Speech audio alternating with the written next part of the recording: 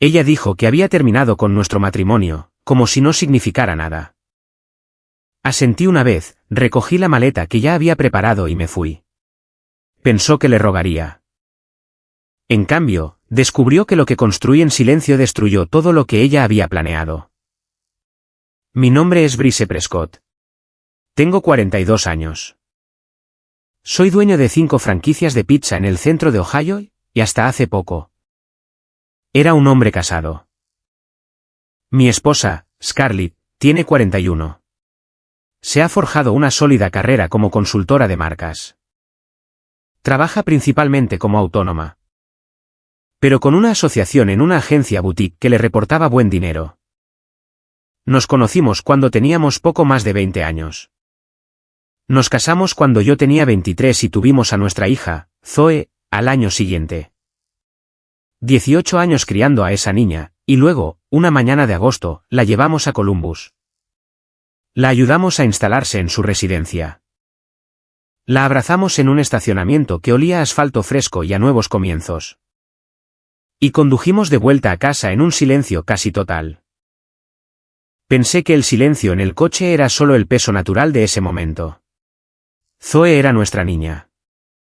Verla alejarse con un cesto de ropa sucia y una mini nevera fue duro para ambos, o eso creía yo. Para cuando volvimos a entrar en nuestro camino de entrada en Westerville. Algo ya había cambiado en Scarlett. No pude identificarlo esa noche, pero al recordarlo ahora, puedo verlo claramente. Entró en casa, dejó el bolso en la encimera y exhaló larga y lentamente. Como si hubiera estado conteniendo la respiración durante años y finalmente le hubieran dado permiso para soltarla. Lo noté durante las siguientes 2 semanas. Pequeñas cosas al principio. Empezó a salir de casa más temprano por las mañanas, sin decir a dónde iba. Comenzó a llevarse el teléfono al baño, algo que nunca había hecho en 19 años de matrimonio. Se compró ropa nueva, no del tipo que usaba para las reuniones con clientes, sino del tipo que te compras cuando quieres sentirte como una persona diferente. Una persona más joven. Más libre. La noche en que realmente me di cuenta, estaba sentado en la mesa de la cocina, revisando las proyecciones de expansión para una posible sexta ubicación en Dublín. Scarlett entró por la puerta principal a las 9:15. Olía a un restaurante que no reconocí. Dijo que había estado en una cena con un cliente. Le pregunté qué cliente. Dijo que era alguien nuevo y subió las escaleras sin dar más detalles. Me quedé allí sentado con mis hojas de cálculo, escuchando el sonido de sus pasos sobre mí. Algo en mi estómago se retorció. No eran celos exactamente, sino más bien esa sensación lenta y enfermiza que tienes cuando te das cuenta de que un problema que has estado ignorando se ha vuelto mucho más grande de lo que pensabas. A la mañana siguiente, me dije a mí mismo que estaba siendo paranoico. Era Scarlett. Teníamos 19 años juntos, una hija, una hipoteca, una vida. La gente no desmantela todo eso así como así. No sin una razón. No sin una conversación. Me serví una taza de café. Miré por la ventana al patio trasero donde Zoe solía correr bajo el aspersor cada verano. Y me hice una promesa en silencio. Iba a prestar atención. No de una manera paranoica y obsesiva. Simplemente. De la manera en que prestas atención cuando se enciende la luz del revisar motor y ya no puedes permitirte ignorarla. Esa misma semana, encontré mi viejo portátil en el sótano. El que tenía desde hacía varios años y que había reemplazado por un modelo más nuevo. Lo había enchufado para sacar algunos archivos antiguos de la franquicia que necesitaba. Mientras buscaba en las carpetas, hice clic en un directorio llamado Archivo Personal sin pensarlo mucho. Lo que encontré allí me dejó helado. Dentro había borradores de documentos, borradores de correos electrónicos para ser específicos. Uno estaba dirigido a un bufete de abogados que no reconocí. Un bufete de derecho de familia con sede en Columbus. El documento estaba fechado hacía 3 años. Me quedé mirando la fecha por un largo momento, seguro de que la estaba leyendo mal. No era así.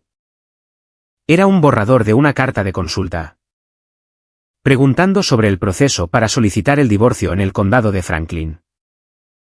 Preguntando sobre la división de bienes. Preguntando a qué tenía derecho un cónyuge después de un largo matrimonio en el estado de Ohio. Hace 3 años, Zoe acababa de cumplir 15. Yo estaba abriendo mi cuarta franquicia. Scarlett y yo habíamos ido a Myrtle Beach ese verano y caminábamos por la playa todas las noches.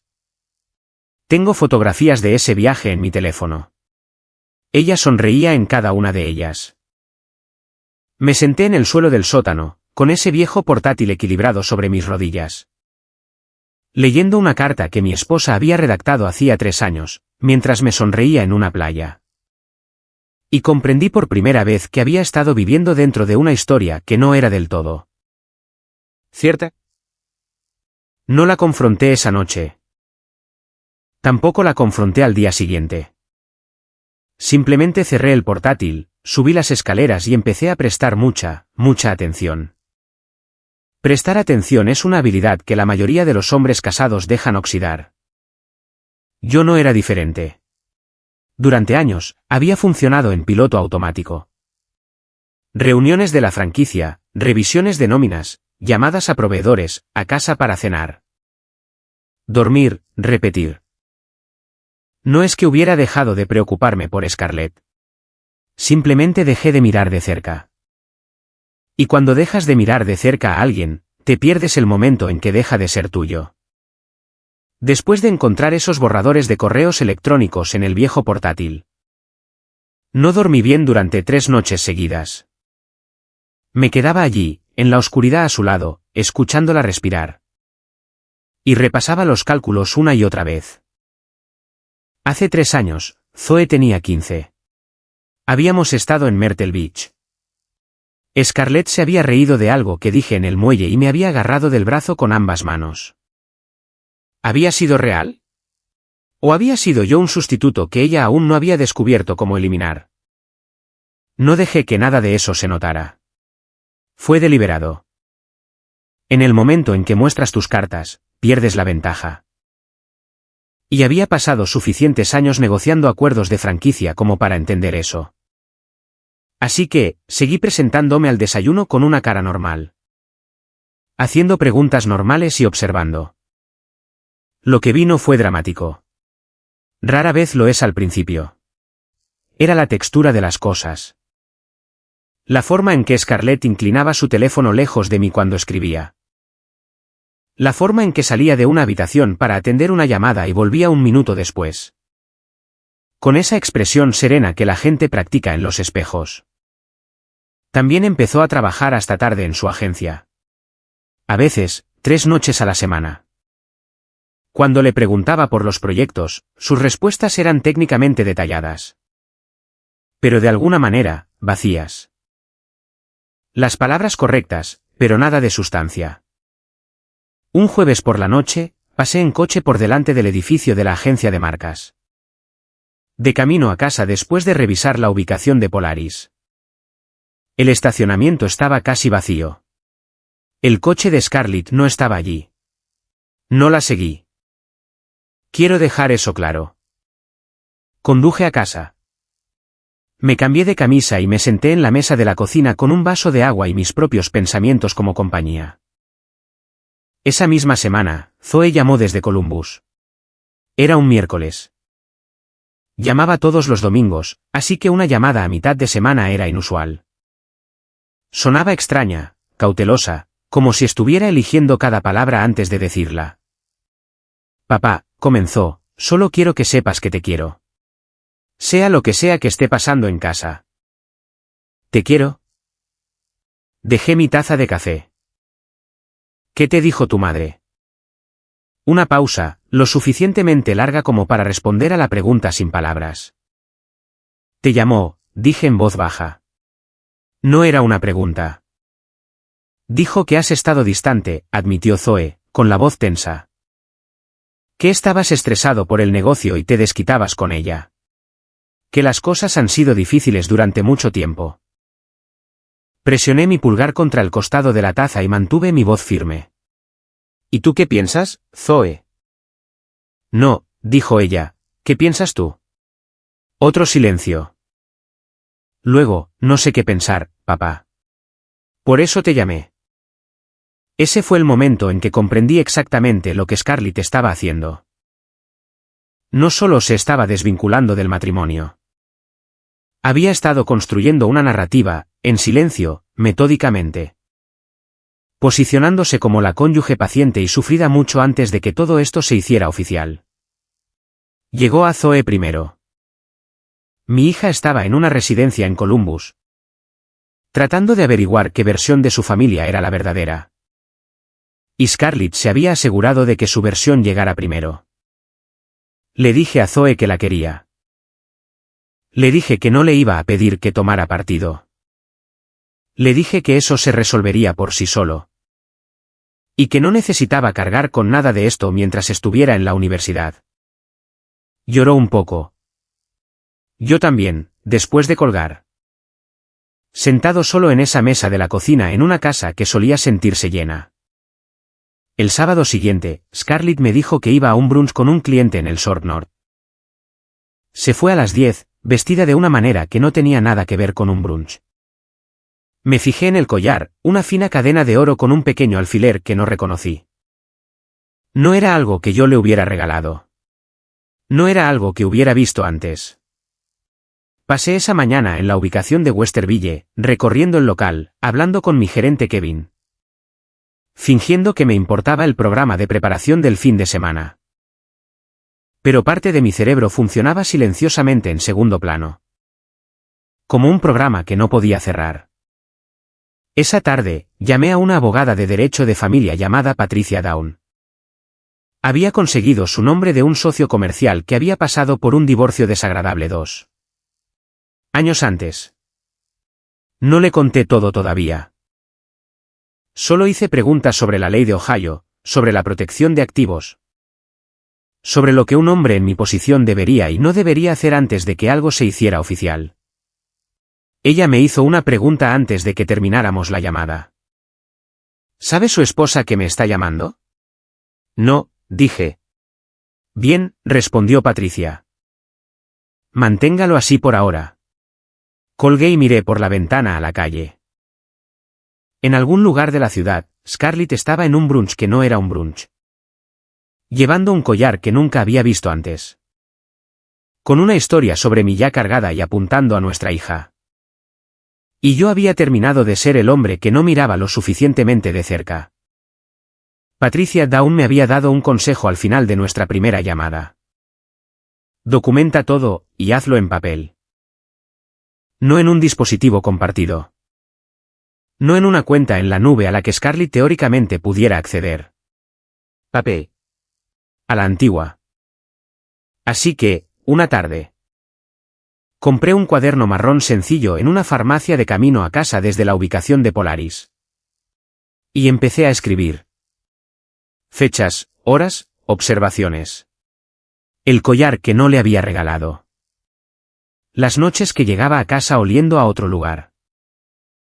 La forma en que su voz cambiaba ligeramente cuando estaba al teléfono en otra habitación. Más baja, más silenciosa, más cuidadosa. Anoté los borradores de correos electrónicos que encontré en el viejo portátil, incluyendo la fecha. Anoté la llamada con Zoe. Anoté cada inconsistencia que pude recordar de los últimos meses. No era obsesión. Era preparación. Para la tercera semana de septiembre, tenía una imagen más clara. Scarlett estaba viendo a alguien. Aún no tenía un nombre, pero el patrón era demasiado consistente para ser explicado de otra manera. Los jueves por la noche, los brunches de los sábados que se alargaban. La nueva energía que traía a la casa como algo que había recogido en otro lugar y no podía soltar del todo antes de entrar por la puerta. También llamé a Patricia de nuevo, una conversación más larga esta vez. Le conté sobre los borradores de correos electrónicos. Me dijo que en Ohio. La evidencia de la intención de divorciarse no cambiaría significativamente la fórmula de división de bienes. Pero establecería una cronología que podría importar si la mala conducta se volvía relevante. Me preguntó si tenía alguna razón para creer que se estaban utilizando fondos maritales de manera inapropiada. Le dije que había estado vigilando nuestras cuentas conjuntas y que aún no había notado nada inusual. Me dijo que siguiera vigilando. Esa misma semana, di un paso discreto que no había planeado, pero que sentí necesario. Llamé a nuestro contable, Ray Mullen, quien había manejado las finanzas de mi franquicia durante 8 años. Le pedí que realizara una auditoría completa de nuestras cuentas conjuntas personales junto con las cuentas comerciales, presentándolo como preparación para un posible préstamo de expansión. Ray no lo cuestionó. Era minucioso, y en 4 días detectó algo. Durante los últimos 14 meses, había habido una serie de transferencias, lo suficientemente pequeñas individualmente como para no levantar sospechas inmediatas, pero consistentes. Unos cientos por aquí, 500 por allá, todo moviéndose a una cuenta que Ray no reconoció. No era una de nuestras cuentas conjuntas, ni una cuenta comercial, era otra cosa. Le agradecí a Ray, le dije que seguiría en contacto. Y me quedé con esa información durante 2 días antes de volver a llamar a Patricia. La noche en que todo cambió, Scarlett llegó a casa un miércoles. No una de sus habituales noches tardías. Y entró en la sala de estar mientras yo estaba sentado en el sofá con un cuaderno marrón cerrado en el cojín a mi lado. Se quedó en el umbral por un momento, con los brazos sueltos a los costados. Y me miró de la manera en que miras un mueble que has decidido reemplazar. Brice, dijo con calma, creo que tenemos que hablar. Cerré el libro que de todos modos no estaba leyendo y esperé. Creo que nuestro tiempo juntos ha terminado. Lo dijo sin ceremonia, sin ira, de forma plana y final. Como si estuviera leyendo un guión que había ensayado hasta que ya no sentía nada. No soy feliz. No lo he sido desde hace mucho tiempo, y creo que ambos lo sabemos. La miré por un largo momento. Afuera, un coche pasó por la calle. El refrigerador zumbaba en la cocina. 19 años de vida juntos comprimidos en una tarde de miércoles en una sala de estar. Asentí una vez. Está bien, dije. Ella inclinó la cabeza ligeramente, un destello de algo cruzó su rostro, confusión, tal vez. Esperaba más, lágrimas, quizás, o una pelea. O la negociación desesperada de un hombre que no lo vio venir. Lo que no sabía era que lo había visto venir durante semanas. Lo que no sabía era sobre el cuaderno marrón, la abogada, el informe del contable. O la maleta que había preparado y colocado en el maletero de mi coche 3 días antes, por si acaso. Me levanté, cogí las llaves de la mesa auxiliar y caminé hacia la puerta del garaje. ¿Eso es todo?, gritó detrás de mí, y por primera vez esa noche había un filo en su voz, algo inestable. Me detuve con la mano en el marco de la puerta. Dijiste que habías terminado, Scarlett. No voy a discutir eso. Me giré lo suficiente para mirarla. Recibirás noticias de mi abogado. Caminé por el garaje, me subí a mi coche y me fui sin cerrar de un solo portazo. 3 días después. Estaba en la oficina de Patricia Down cuando mi teléfono vibró con un mensaje de texto de Scarlett. Deberíamos hablar. No es así como quería que esto sucediera. Se lo mostré a Patricia. Lo leyó, dejó el teléfono y dijo, pensó que te desmoronarías. Lo sé, respondí. No tiene idea de lo que ya has puesto en marcha. ¿Eso es correcto? Patricia se permitió una pequeña sonrisa. Bien. Mantengámoslo así un poco más. Guardé mi teléfono y volví a los documentos sobre el escritorio frente a mí. Fuera de la ventana de la oficina, Columbus seguía su ordinaria mañana de miércoles. Completamente ajeno a que mi vida ordinaria acababa de terminar y que ya estaba construyendo algo mejor a partir de los escombros. La mañana después de irme, me desperté en una habitación en el Riverview Suites, junto a la primera 270. Un lugar de estancia prolongada para ejecutivos, tranquilo y anónimo. Del tipo donde los hombres de negocios en proyectos largos viven con maletas de ruedas y desayunan solos con sus portátiles. Me pareció bien. No buscaba comodidad.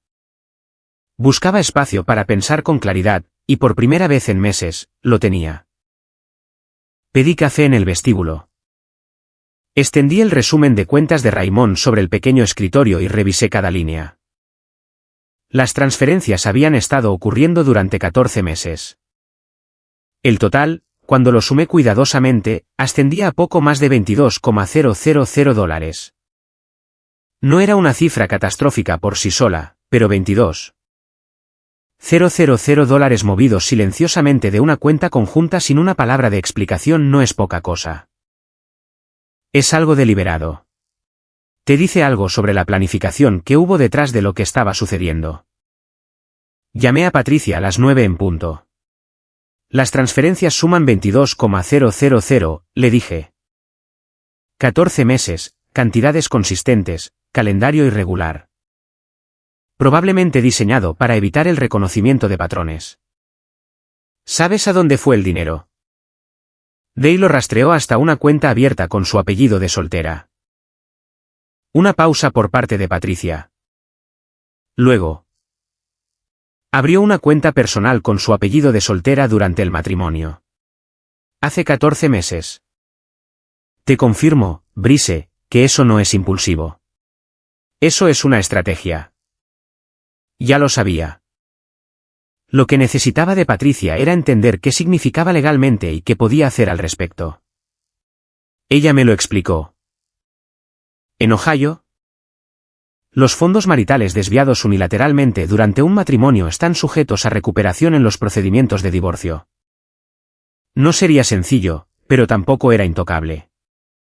La documentación que Ray ya había recopilado formaría la columna vertebral de ese argumento. Después de la llamada, conduje hasta mi local de Westerville. Necesitaba moverme. Necesitaba el ritmo familiar de recorrer un local y hablar con gente de confianza. Mi gerente, Kevin, estaba abriendo cuando llegué. Contando la caja de la mañana con la calma concentrada de un hombre que llevaba años haciéndolo. Parece que no has dormido, observó sin levantar la vista. No mucho, admití. Me serví un café de una bolsa y me quedé en el mostrador de preparación. Kevin, si necesitara hacer algunos cambios operativos discretamente en las próximas semanas. Documentación de propiedad, acceso a cuentas, ese tipo de cosas. ¿Podrías encargarte del local sin mí por periodos? Entonces levantó la vista, leyó mi rostro y no dijo nada por un momento. Sí, jefe. Yo me encargo. Eso fue suficiente. Más tarde esa tarde. Mi teléfono sonó con un número que reconocí pero no esperaba, el hermano de Scarlett. Un tipo llamado Dale con el que siempre me había llevado razonablemente bien. Llamaba, sospechaba. Porque Scarlett lo había enviado. Brice, hola. Su voz era cautelosa. Mira, hombre, no intento meterme en medio de nada, pero Scarlett está bastante afectada. Dice que simplemente te fuiste sin hablar de verdad. Mantuve mi voz serena. Me dijo que había terminado, Dale.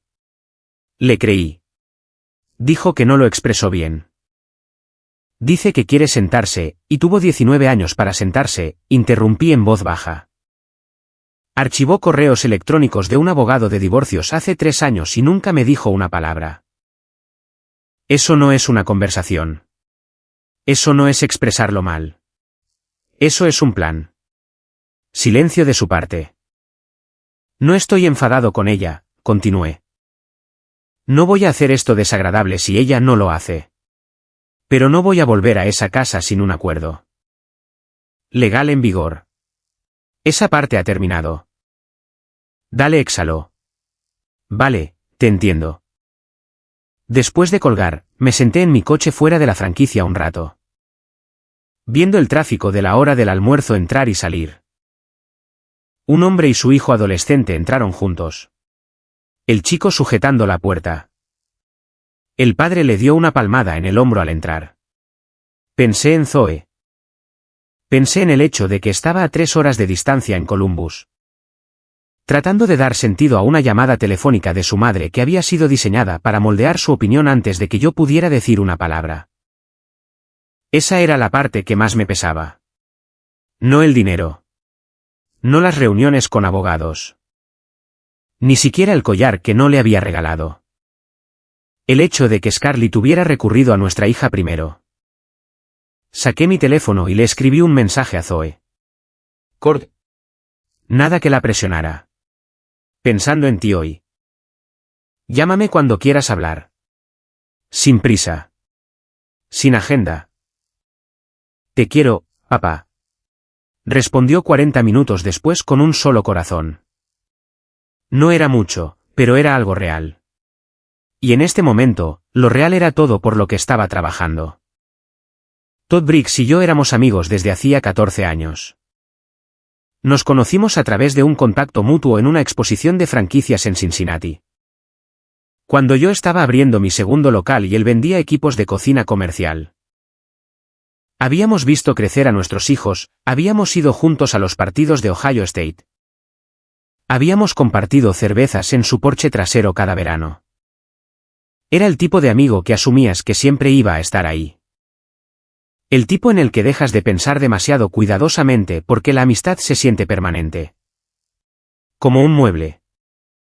Lo llamé la semana después de mudarme al Riverview Suites. Nos encontramos en un bar deportivo en Gahanna al que llevábamos años yendo. El rincón de siempre. Todd ya estaba allí cuando llegué, tomando una Coca-Cola, lo cual era inusual. Pedía Coca-Cola cuando estaba nervioso. Charlamos de cosas sin importancia durante unos 4 minutos. Luego puse las manos planas sobre la mesa y dije, dime lo que sabes, Todd. Miró su vaso. Porque llevo unas semanas atando cabos, continué, manteniendo la voz baja y serena. Y creo que sabes más de lo que has dejado entrever. Así que, preferiría que lo dijeras sin más. Todd exhaló por la nariz. Giró el vaso en sus manos. Luego empezó a hablar. Había visto a Scarlett y a un hombre que no reconoció en el Easton Town Center la primavera pasada.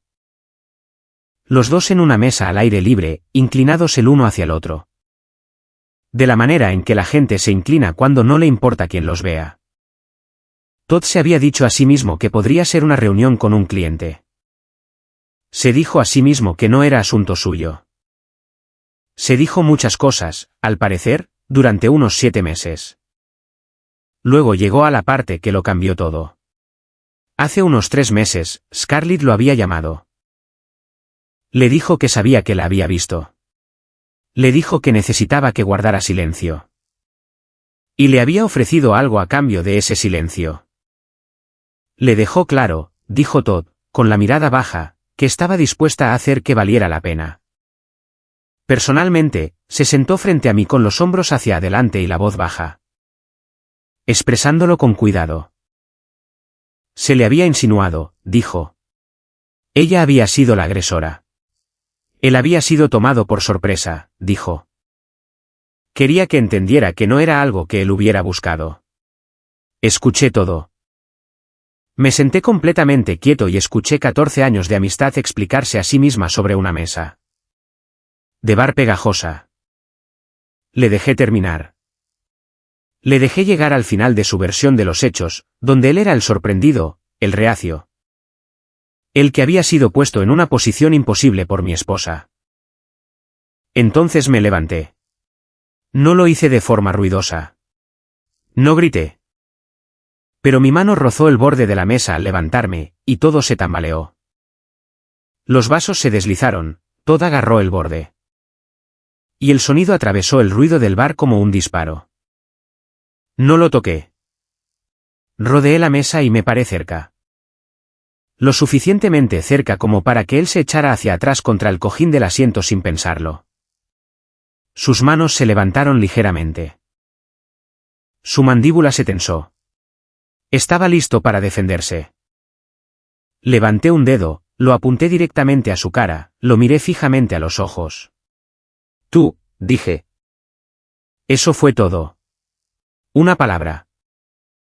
La mantuve ahí durante 2 segundos. Lo suficiente para que entendiera exactamente lo que significaba. Y luego salí de ese bar sin mirar atrás. Me senté en mi coche en el estacionamiento durante 10 minutos. Las manos en el volante. El motor apagado. La rabia estaba allí, blanca y total, pero sabía que era mejor no dejar que me guiara. Había construido 5 negocios. Sabía lo que pasaba cuando tomabas decisiones desde la parte más ardiente de tu ira. Cometías errores que no podías deshacer. Saqué mi teléfono y llamé a Patricia Down. Le conté lo que Todd había dicho. Escuchó con atención. Se le puede obligar a testificar si se llega a eso, respondió. Pero ahora mismo, lo más importante es que lo sepas. Lo documentaremos. ¿Y Brice? Esto cambia considerablemente el cálculo de la mala conducta. Conduje de vuelta al hotel. Pedí comida que no saboreé. Abrí el cuaderno marrón y lo escribí todo mientras aún estaba preciso y fresco. Las palabras exactas de Todd, la fecha, el lugar. La Coca-Cola que estaba bebiendo cuando me dijo que mi mejor amigo había guardado el secreto de mi esposa a cambio de algo que no nombraría en voz alta. 14 años. Desaparecidos. No con una pelea. Con un dedo y una palabra. Mis padres viven en una casa a las afueras de Granville que mi padre construyó con 2 socios en 1987. Es una casa sólida, de ladrillo, práctica. Del tipo que ha soportado 35 inviernos de Ohio sin disculparse. Mi madre, Carol, es cálida e instintiva. Mi padre, Gene. Es un ingeniero civil jubilado que se comunica con frases cortas y declarativas y tiene opiniones firmes sobre todo. Desde las proporciones de la mezcla de hormigón hasta el carácter de las personas. Una semana después de la escena con Todd, Scarlett condujo hasta Granville.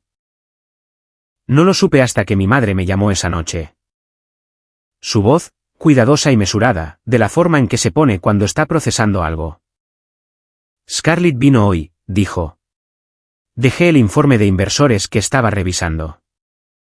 Sé que estaba molesta. Dijo que te fuiste sin avisar. Que has estado distante y centrado en el negocio, y que se sintió sola durante años. Una pausa. Lloró, Brice. Estoy seguro de que sí. Tu padre le pidió que se fuera. Eso me detuvo. ¿Qué le dijo? La voz de mi madre llevaba un matiz de algo entre orgullo y alivio.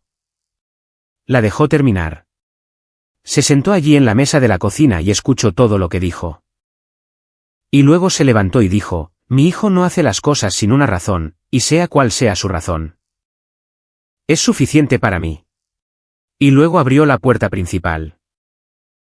No hablé por un momento. Fuera de la ventana de mi hotel, un coche se movía por la calle mojada. Los faros deslizándose por el techo de mi habitación. Intentó decir algo más, añadió mi madre en voz baja. Él simplemente sostuvo la puerta. Le agradecí a mi madre. Le dije que se lo explicaría todo cuando pudiera. Me dijo que me quería y que la cena estaba disponible cualquier domingo que quisiera aparecer. Colgué y me quedé pensando en eso un rato. La imagen de mi padre de 71 años, de pie en su puerta principal, sin decir una palabra más. Solo sosteniéndola abierta. Ese es un tipo de lenguaje particular, uno que Scarlett claramente no había anticipado. La semana siguiente, Patricia llamó con una actualización que llegó como una segunda ronda. Scarlett había contratado a un abogado, un hombre llamado Foster Greer. Conocido en los círculos legales de Columbus por sus agresivas presentaciones previas al juicio y sus tácticas de presión. A las 48 horas de su participación, una moción aterrizó en el escritorio de Patricia. Alegando que yo había estado emocionalmente indisponible durante todo el matrimonio. Que Scarlett había sufrido lo que el escrito llama negligencia relacional sostenida, y que buscaba. Entre otras cosas. Una reclamación contra las valoraciones de mi negocio de franquicias y la mitad de mis contribuciones a la pensión acumuladas durante 19 años de matrimonio. Patricia lo llamó esperado. Yo lo llamé calculado. Pero Greer también adjuntó algo que sorprendió incluso a Patricia. Una declaración firmada por una terapeuta licenciada que afirmaba que Scarlett había estado recibiendo tratamiento por depresión y ansiedad, causadas en parte por las condiciones dentro del matrimonio. La terapeuta la había estado viendo durante 8 meses. La declaración estaba cuidadosamente redactada, presentada profesionalmente y diseñada para hacer una cosa: hacerme parecer la causa de su sufrimiento. Patricia me leyó la sección relevante por teléfono.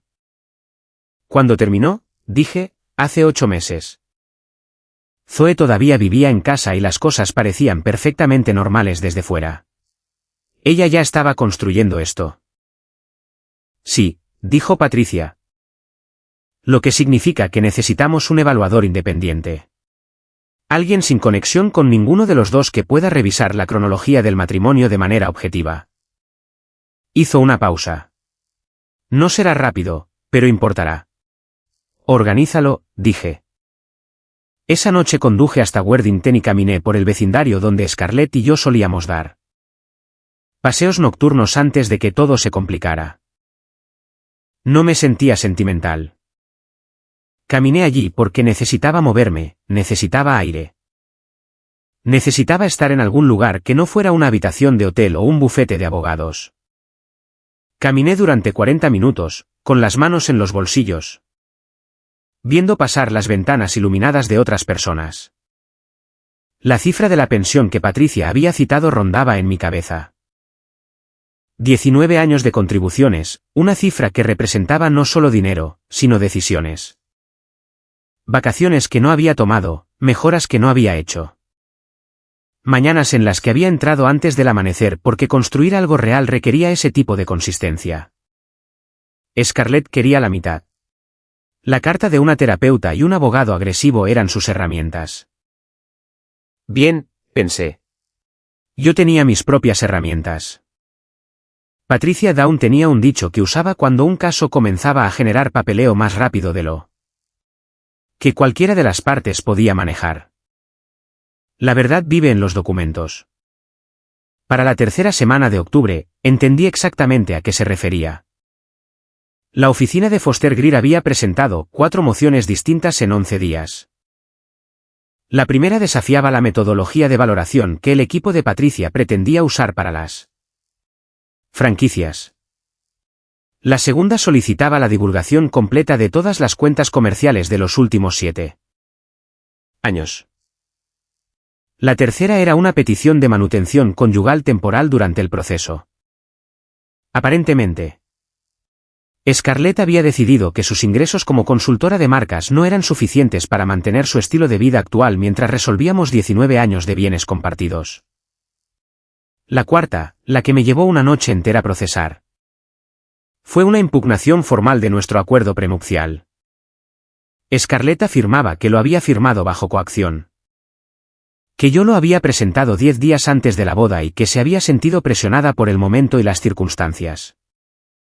Lo que aparentemente olvidó, o eligió ignorar, fue que su abogada en ese momento, una mujer llamada Gloria Fisk de un bufete de Dublín, había revisado cada cláusula y firmado el documento con una certificación notarial de que Scarlett había entrado en el acuerdo libremente y con pleno entendimiento de sus términos.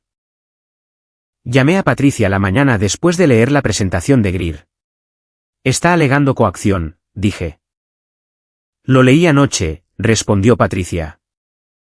No sobrevivirá al contacto con el registro de notarización de Gloria Fisk. Pero Greer lo sabe. No presenta esto para ganarlo.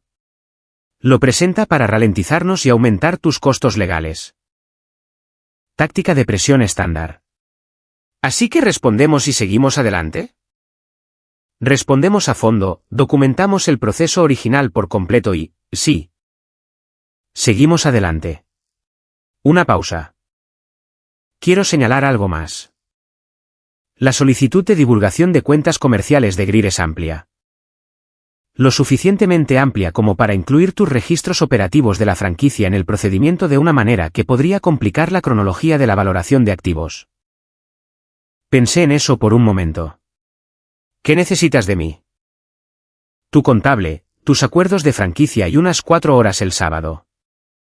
Ray Mullen vino el sábado por la mañana. Extendimos todo sobre la mesa de conferencias de Patricia. 7 años de finanzas de la franquicia, los documentos de formación originales de cada ubicación.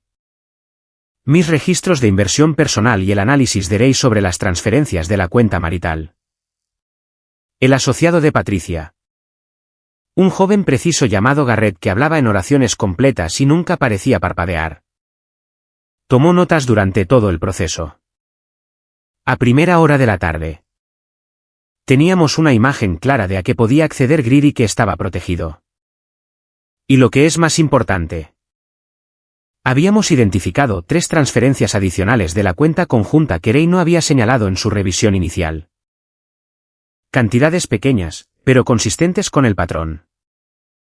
El total, revisado, era de poco más de $26,000. Conduje desde la oficina de Patricia hasta mi local de Dublín. El que había estado considerando como modelo para la 6ª franquicia. Recorrí el local, hablé con el turno de la tarde. Aprobé un ajuste de menú que mi gerente había estado solicitando durante 2 meses. Cosas normales, cosas necesarias.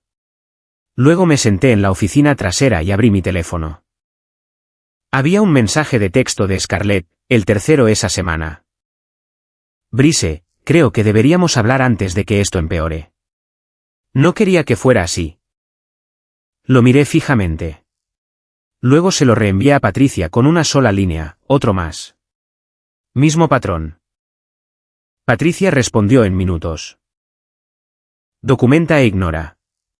Está sintiendo la presión. Guardé el teléfono en mi bolsillo y volví al local.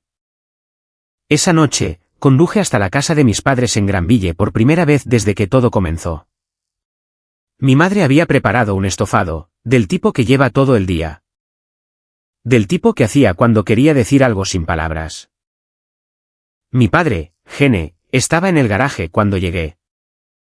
Haciendo algo innecesario a un cortacésped perfectamente funcional. Levantó la vista, me dio un solo asentimiento y volvió a lo que estaba haciendo. Cenamos mayormente en silencio. Mi madre habló del jardín, de la nueva cerca de un vecino. De una receta que había encontrado que pensó que podría funcionar como una alternativa para el Día de Acción de Gracias. Mi padre comió y escuchó, dijo muy poco. Después de la cena, ayudé con los platos, y cuando mi madre fue a doblar la ropa. Mi padre sirvió 2 cafés y puso uno frente a mí sin que se lo pidieran. Se sentó frente a mí, miró su taza por un momento. Esa mujer vino aquí, dijo, no enfadado, solo objetivo. Lo sé, papá. Mamá me lo dijo. Se sentó en mi sala de estar y me dijo que mi hijo era el problema. Giró la taza en sus manos. Te conozco desde hace 42 años. Sé qué clase de hombre eres. No dije nada. Simplemente dejé que eso quedara entre nosotros, porque algunas cosas calan mejor sin una respuesta. Gene dejó su taza. ¿Vas a estar bien? Sí, dije, voy a estar bien. Asintió una vez. Bien. Se levantó, cogió su café y volvió a lo que fuera que estuviera haciendo en el garaje. Esa fue toda la conversación, y fue exactamente suficiente. Me tomé 4 días libres a principios de noviembre, no unas vacaciones. No estoy seguro de que fuera capaz de tomar unas vacaciones en el sentido tradicional en ese momento. Pero Patricia me había dicho que necesitaba alejarme de los documentos. Las llamadas telefónicas y la maquinaria legal por un tiempo. O me agotaría antes de llegar a la parte importante. Así que, conduje hacia el este, hacia las montañas. Terminé en un pequeño pueblo en el oeste de Carolina del Norte llamado Spruce Hill. El tipo de lugar que no aparece en el radar de nadie, que fue exactamente por lo que lo elegí. Una calle principal con una ferretería, un restaurante. Una librería con un letrero escrito a mano y una posada dirigida por una mujer llamada Beth que me entregó una llave sin preguntar nada más que mi nombre y cuánto tiempo me quedaría. La primera mañana me desperté a las 5:30 y no pude volver a dormir. Me puse una chaqueta y salí a la oscuridad. El aire era frío y cortante, y completamente diferente al aire reciclado del hotel en Columbus. Tenía peso, del tipo que le recuerda a tu cuerpo que está vivo. Caminé cuesta arriba durante unos 40 minutos. Siguiendo un sendero que una nota en el tablón de anuncios de Beth había descrito como manejable pero no trivial. Cuando el sol salió por la cresta. Respiraba con dificultad y estaba de pie bajo una luz que caía sobre la línea de árboles en largas láminas doradas. Me senté en una roca plana y me quedé allí casi una hora. Sin teléfono, sin documentos, solo el sonido del viento. El ocasional pájaro y mi propia respiración volviendo a la normalidad. Volví al mismo lugar las siguientes 3 mañanas. En la tercera tarde. Estaba sentado en el porche de la posada con un café cuando un hombre se sentó en la silla a mi lado. Tendría quizás 67 años, delgado. Con el aspecto curtido de alguien que había pasado años al aire libre. Se presentó como Frank Adler, ingeniero civil jubilado, dijo, lo que me hizo pensar en mi padre. Viudo desde hacía 3 años. Venía a Spruce Hill cada noviembre porque a su esposa le encantaba y él había hecho la promesa de seguir viniendo. Hablamos durante 2 horas, no sobre mi situación específicamente. Le di un resumen sin los detalles y él no insistió. De lo que Frank habló principalmente fue de la década anterior a la muerte de su esposa. De cómo había trabajado demasiado, de cómo había confundido construir una buena vida con vivirla. De cómo su esposa finalmente, a su manera paciente y específica, le había dicho que la seguridad sin presencia era solo una ausencia bien amueblada. No se estaba quejando, dijo Frank, mirando las montañas. Estaba describiendo. Hay una diferencia. Una persona que se queja quiere que te sientas mal. Una persona que describe solo quiere ser entendida. Le di vueltas a eso. La mujer con la que estuve casado, dije con cuidado, no estaba describiendo. Ya estaba en otro lugar. Frank me miró de reojo. Entonces ese es un problema completamente diferente. Se levantó, con el café terminado. Pareces un hombre que conoce la diferencia entre sus faltas y las elecciones de otra persona. No dejes que nadie te convenza de lo contrario. Me estrechó la mano y entró. Me quedé en ese porche hasta que la luz se fue por completo. Luego saqué mi teléfono, por primera vez en 2 días, y encontré un mensaje de voz de Zoe. Había llamado esa tarde. Su voz era diferente a la última vez que habíamos hablado, más serena, menos cautelosa. Papá, he estado pensando en todo. Quiero escuchar tu versión. Toda la historia. ¿Podemos hablar este fin de semana? Te quiero. Lo escuché 2 veces. Luego puse el teléfono boca abajo en la barandilla del porche. Miré la última luz en las montañas y sentí que algo en mi pecho que había estado tenso durante semanas se aflojaba una vuelta completa. No arreglado, no resuelto, pero en movimiento. Llamé a Zoe esa noche y hablé con ella durante 1 hora y media. La conversación más sincera que habíamos tenido desde que se fue a Columbus. No convertí a Scarlett en la villana. Simplemente le conté la verdad, los borradores de correos electrónicos, las transferencias. La impugnación del acuerdo prenupcial, el collar que nunca había comprado. Zoe escuchó sin interrumpir. Al final, se quedó en silencio por un momento. Luego dijo, ¿por qué no me lo dijiste antes, papá? Porque no quería que cargaras con ello, admití. Tenías suficiente que construir. Exhaló lentamente. Soy tu hija. Puedo cargar con más de lo que crees. Conduje de vuelta a Columbus a la mañana siguiente con las palabras de Frank Adler resonando en mi mente. Las montañas haciéndose más pequeñas en el espejo retrovisor y la carretera por delante finalmente comenzando a sentirse como algo más que un desvío. Patricia Dawn programó la conferencia de acuerdo para la segunda semana de diciembre. Para entonces, la campaña de presión de Foster Greer había producido exactamente los resultados que él pretendía. Una montaña de papeleo. Audiencias pospuestas y una factura legal que me hizo agradecer haber pasado 15 años construyendo negocios en lugar de gastar lo que ganaban. Lo que Greer no había anticipado era que nada de eso me había movido un centímetro. Nos reunimos en una sala de conferencias en el piso 14 de un edificio del centro de Columbus. Patricia y yo a un lado, Greer y Scarlett al otro. Era la primera vez que veía a Scarlett en persona desde la noche en que salí de nuestra casa. Se veía serena, pulcra. Llevaba una chaqueta de color carbón y el pelo peinado como lo hacía cuando quería proyectar. ¿Control? No me miró cuando me senté. Greer comenzó reafirmando su posición. El acuerdo prenupcial no era válido. Los activos de la franquicia eran bienes maritales sujetos a una división del 50-50. Las contribuciones a la pensión eran totalmente divisibles y Scarlett tenía derecho a 36 meses de manutención conyugal dada la duración del matrimonio y su contribución al hogar. Patricia lo dejó terminar, y luego abrió su carpeta y comenzó. Presentó el análisis financiero revisado de Ray Mullen. Los $26,000 en transferencias unilaterales, documentados, fechados y rastreados hasta una cuenta abierta con el apellido de soltera de Scarlett. Presentó el acuerdo prenupcial original con la notarización y el registro de certificación de Gloria Fisk, que desmontaba la reclamación de coacción antes de que pudiera tomar aliento. Presentó las valoraciones independientes de los negocios, que establecían que las 5 franquicias se habían construido a través de mi trabajo operativo directo y mi riesgo empresarial. Activos que precedían al deterioro del matrimonio y reflejaban mi experiencia específica.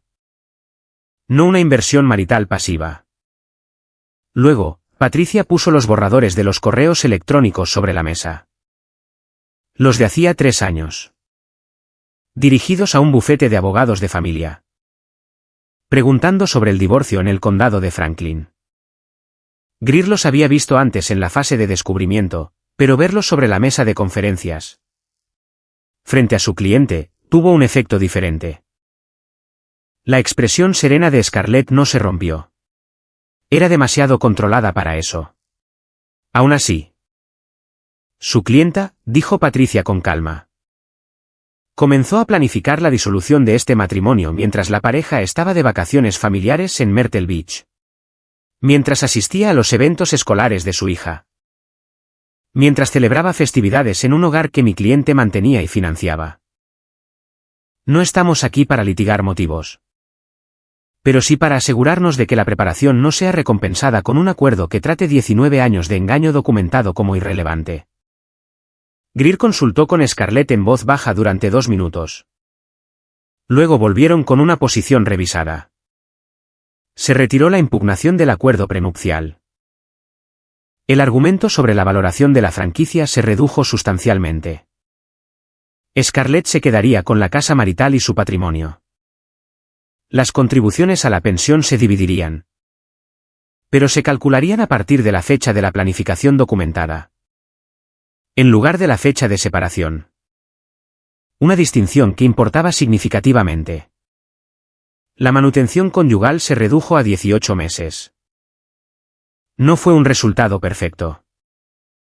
La división de la pensión todavía me costó una cifra real, pero la casa marital era suya. Lo que significaba que no tendría que volver a verla. Los negocios eran míos, intactos. Se ordenó el reembolso de las transferencias a través del cálculo del acuerdo. Y la campaña de presión del abogado de Scarlett no había producido absolutamente nada que se mantuviera. Patricia y yo nos dimos la mano en el ascensor después. Dijo que había sido un buen cliente, preparado, disciplinado, y usó una palabra que aprecié, claro. Dijo que los clientes que sabían lo que querían y se mantenían anclados a ello hacían su trabajo. ¿Posible? Conduje directamente desde la oficina del abogado hasta el local de Dublín. Pedí un café en mi propio mostrador y me senté con él en un rincón durante 20 minutos mientras la hora del almuerzo se movía a mi alrededor.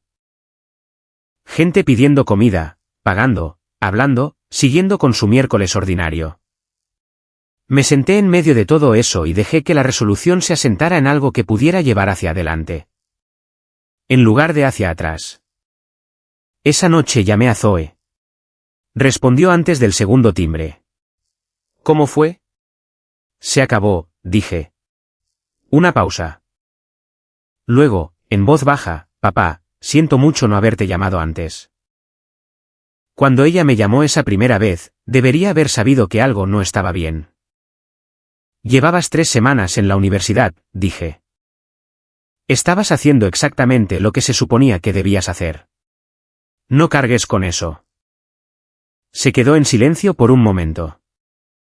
Luego, ¿puedo ir a casa para las vacaciones de invierno? Quiero decir. Dondequiera que estés es mi casa. Algo se asentó en mi pecho en ese momento, limpio y sólido. Como si se estuvieran poniendo los cimientos. Sí, Zoe, dije. Ven a casa. Zoe regresó a Columbus a mediados de diciembre. Para entonces. Ya me había mudado del Riverview Suites a un apartamento de 2 habitaciones en el Shore North. Un vecindario con suficiente vida como para que el silencio, cuando llegaba, se sintiera elegido en lugar de impuesto. Lo había amueblado de forma sencilla, un buen sofá. Una mesa de cocina con 4 sillas que probablemente nunca llenaría todas a la vez. Estanterías que estaba volviendo a llenar, lentamente. Zoe apareció un viernes por la noche con una bolsa de lona. Una planta que había estado manteniendo viva en su dormitorio desde agosto. Y los ojos de su madre en un rostro que siempre había sido completamente suyo. Recorrió el apartamento, miró todo sin comentar. Y luego se sentó en la mesa de la cocina como si siempre se hubiera sentado allí. Está bien, dijo. Se siente como tú. Pasamos esa noche sin hacer nada importante. Preparé la cena, algo que no había cocinado para nadie en meses. Y comimos en esa mesa y hablamos como solíamos hablar cuando estaba en la secundaria y nos quedábamos despiertos hasta tarde los viernes porque ninguno de los dos tenía nada que hacer a la mañana siguiente. Me contó sobre su compañera de cuarto, sus clases. Un profesor que decidió que era el mejor que había tenido. Le conté sobre la expansión de Dublín que avanzaba y sobre Spruce Hill, Frank Adler. Y lo que había dicho sobre distinguir la culpa de alguien de las elecciones de otra persona. Escuchó todo. Luego dijo, ¿vas a estar bien, papá? ¿De verdad? Pensé en esa pregunta honestamente antes de responder. Sí, dije. Realmente lo estaré. Me miró por un momento. De la manera en que la gente perceptiva te mira cuando está decidiendo si estás diciendo la verdad. Luego asintió, aparentemente satisfecha. 4 meses después de ese diciembre, el divorcio se finalizó. Scarlett se quedó con la casa. Yo con los negocios. El acuerdo se mantuvo. Blancuster, supe a través de un contacto mutuo. Había terminado con Scarlett en algún momento de enero. Aparentemente. Las complicaciones del proceso de divorcio habían hecho que la relación fuera inconveniente. Scarlett se mudó a un lugar más pequeño en Clintonville. Oí que había aceptado más clientes autónomos. No investigué más allá de eso. Todd Briggs llamó una vez en enero y lo dejé ir al buzón de voz. Dejó un mensaje que era principalmente para explicarse. Lo borré sin terminarlo. 14 años de amistad terminaron no con una confrontación o un ajuste de cuentas final dramático. Solo un mensaje de voz borrado y un contacto eliminado de un teléfono. Algunas cosas no merecen ceremonia. La 6ª franquicia abrió en Dublín a finales de marzo. Kevin dirigía el local de Westerville como si fuera suyo, que era exactamente lo que necesitaba. Dave Mullen llamó para decirme que las cifras del primer trimestre eran las más fuertes que había registrado en 3 años. Un sábado de abril, Zoe subió en coche desde Columbus con una amiga, solo por el día. Solo para pasear y almorzar. Terminamos en un pequeño lugar en High Street con asientos al aire libre y demasiadas plantas colgando del techo. Pedimos más comida de la que necesitábamos, comimos lentamente y hablamos de nada en particular. En un momento dado, Zoe dijo, sin que viniera a cuento, me alegro de que no lucharas por la casa. Papá. Siempre se sintió más de ella que tuya. Pensé en eso. Puede que tengas razón. Esta versión de ti parece más tuya, dijo y volvió a su comida sin hacer un drama de ello. Eso fue suficiente, no de una manera pulcra, concluida, de capítulo final, sino más bien como la sensación después de haber terminado un largo viaje en coche que no estabas seguro de poder hacer. La carretera detrás de ti es real. El destino está frente a ti y sigues conduciendo. El local de Dublín estaba lleno ese sábado por la noche. Me paré al fondo, viendo el local funcionar de la manera en que lo había construido para que funcionara. Pensando en el siguiente. Porque siempre había un siguiente. Esa era la cuestión de construir algo real. Nunca terminabas de verdad. Simplemente seguías adelante, y el propio camino se convertía en el objetivo.